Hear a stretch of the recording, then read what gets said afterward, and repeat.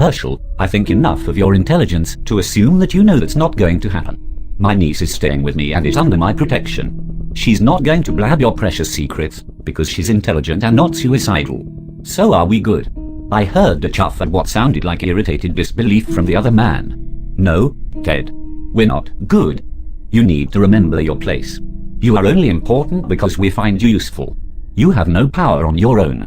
Now step aside. Uncle Teddy's voice was lower but icy when he spoke next. You know, I could tell you to go to hell, but coming from me, it would be less of an insult and more of a sentence, wouldn't it? Because trust me when I tell you that if you or any of the rest of the circle decide to start trying to treat me as a pet instead of a partner, your safety net will be revoked permanently. And maybe they'll find someone to replace me in another 50 or 60 years. That is how long y'all looked the last time, right? But how long do you think your old, stinking asses have before your hoodoo can't keep you going any longer? Before something gets you that you didn't see coming? A brain aneurysm, a car accident, or shit, a high-powered round through your fat head from 200 yards away. Because the magic only works on things you or your minions can see and anticipate, right? Right. Now me, I don't have any fancy magic like that. I'm just a simple doll maker, and like you said, I have to remember my place.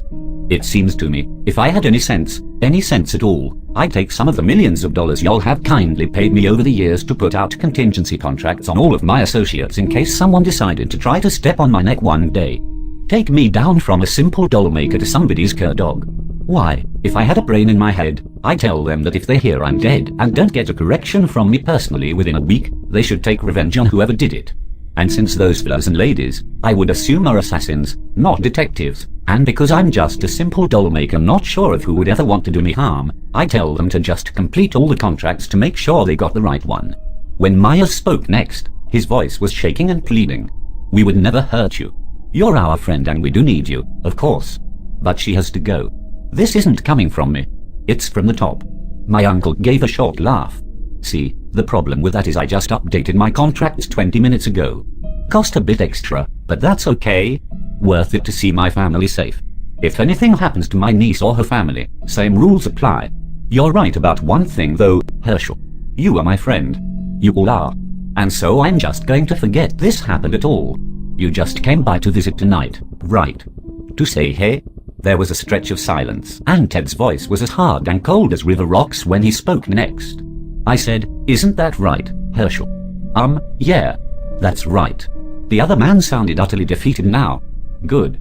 I'd love to hang around and chat, but I still have some preparations to finish for the big party on Saturday. So while I won't tell you to go to hell, I will tell you to fuck off.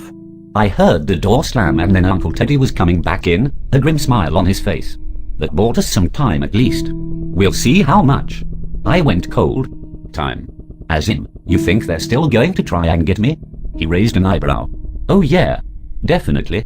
Aside from being crazy and evil, they're also used to getting their way. They are scared to go against me directly too hard, and while they might decide to just try and enslave me, they would much rather placate or scare me into submission. But that won't stop them from wanting to get rid of you, both to silence you and to show me that I'm their dog after all. Tonight we'll set them back though, and they'll likely waste a day or two debating and arguing over what to do next. I glanced at the dark windows in the room nervously.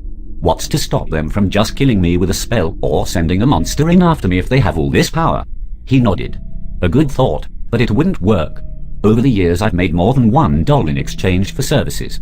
There are layers of wards protecting this house that are beyond what could be stripped away in a month, much less a few days. Nothing magical gets in or out of this house unless I invite it to enter or leave personally. Okay, well, that's good. But what are we going to do? We aren't going to do anything. You're going to go cut me off an inch of your hair and then go to bed in one of the guest rooms. Do not leave this house under any circumstances until I tell you to, okay? I frowned. Okay, but why my hair? I tried to smile.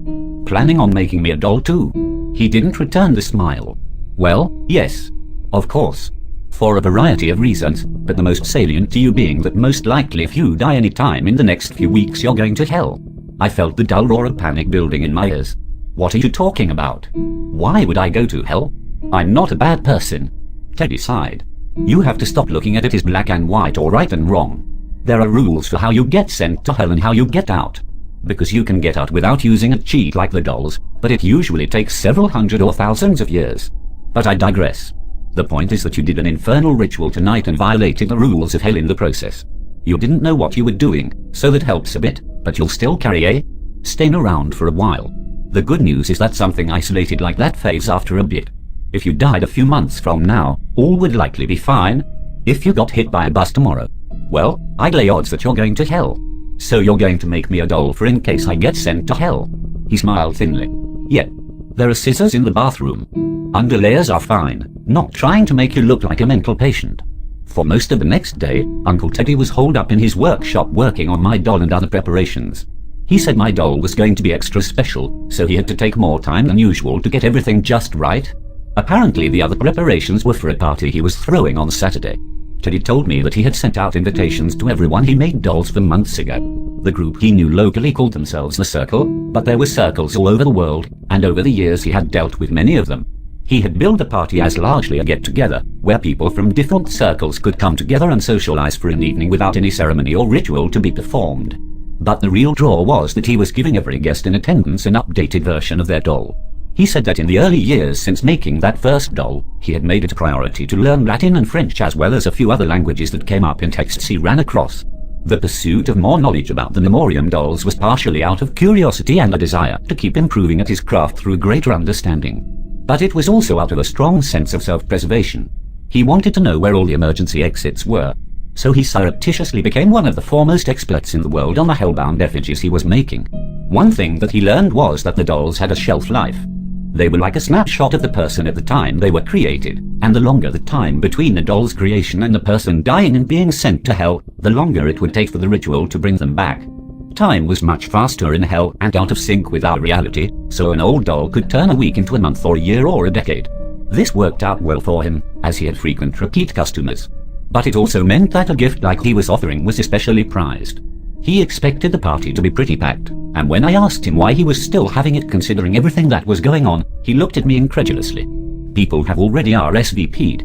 I don't trust my Uncle Teddy, in part because I don't really know him, and in part because I'm starting to believe what he's telling me is actually true. I have to admit though, he is a talented artist. When he showed me my doll, I was amazed by it. It was slightly different than the others, with a larger head than the ones he had lining a back room in preparation for the party. Still, it was unmistakably me. Touching the doll's face, I felt a stirring of disquiet. By being around him, by having my own doll made, wasn't I just further securing a place in hell? Still, I felt like I needed the insurance policy. And whatever my misgivings, I did believe that Teddy was looking out for me. Why did you give me that children's book with the poem about hell in it when I was little? It freaked me out. We were sitting in a large, oak-paneled dining room eating frozen pizza. He looked weary from his non-stop work of the last few hours, but he seemed cheerful as well, and when I asked the question, his laughter was genuine. Shit, yeah, sorry about that. I've had some dark, lonely times doing this for them. I distanced myself from all of you because I didn't want them touching your lives. But then I realized that they didn't want me having any friends here either. Their precious fucking secrecy. Now, they never told me what to do, you understand. They didn't want to piss me off.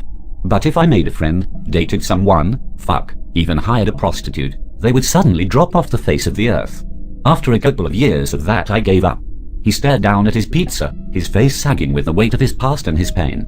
When he looked back up, his lips carried a sad smile. I was there when you were born. Did you know that? You were a beautiful baby. He pushed the plate away from himself and sat back. When I realized I would never be around you, and that I'd never be allowed to have a family of my own, I got very down. They kept close watch on me to make sure I didn't become suicidal, but there was still a couple of times when I considered it. What got me through it was thinking about you. About you growing up, living a good and full life, having a family of your own maybe. You almost became like a surrogate daughter to me in my daydreams. He sighed, looking slightly embarrassed. I found that poem in my research on the dolls. It was in a journal kept by a Germanic occultist in the late 17th century. In one of my more maudlin moments, I bought you that book and wrote the poem in it. Why? I couldn't really say, to be honest. Maybe as a warning or a cry for help. I felt like I knew you in my own pathetic way, and that poem was the closest I've ever come to telling anyone about what is going on. He frowned, his face growing dark. About the fucking trap I've put myself in. I reached forward and awkwardly patted his hand. We'll figure something out. He looked a little like I had punched him in the stomach as he drew his hand away. I'm sorry, but I told you, it's not we. And I've already got it figured out. His voice was starting to sound strange and far away, and I realized with a surge of panic that my vision was warped and fading as well. Had he drugged me? Had the fucker actually drugged me? I tried to stand, but it was like trying to walk on marbles. Every movement sent me into a staggering slow-motion dance of overcorrections until I plopped back into the chair again. On my third try I managed to stay on my feet, and I looked over at my uncle. He was watching me silently, his eyes sad and glimmering. Somehow his emotion made it more real and terrifying.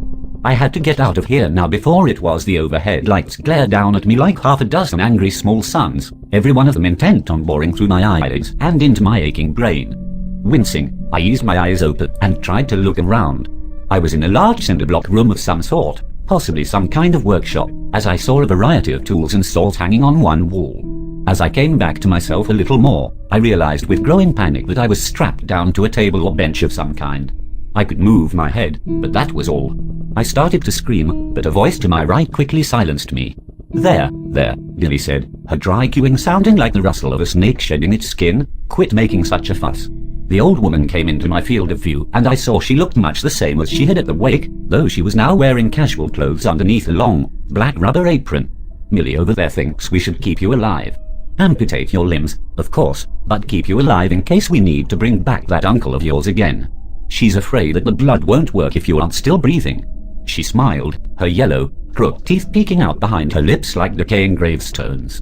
Now for my part, I've looked at a great many of the old texts, and I don't think it's required. I think we can train you, store the blood, and not have to worry about you eating and shitting between now and the breach. She shook her head with mock sorrow. But that Millie, she's as stubborn a lady as I've ever known. I'd about given up on convincing her to slit you like a hog and drain you dry. But she leaned closer to me conspiratorially. You keep making a racket like that. Well, she might be persuaded yet. So go ahead if you want. Go ahead and scream.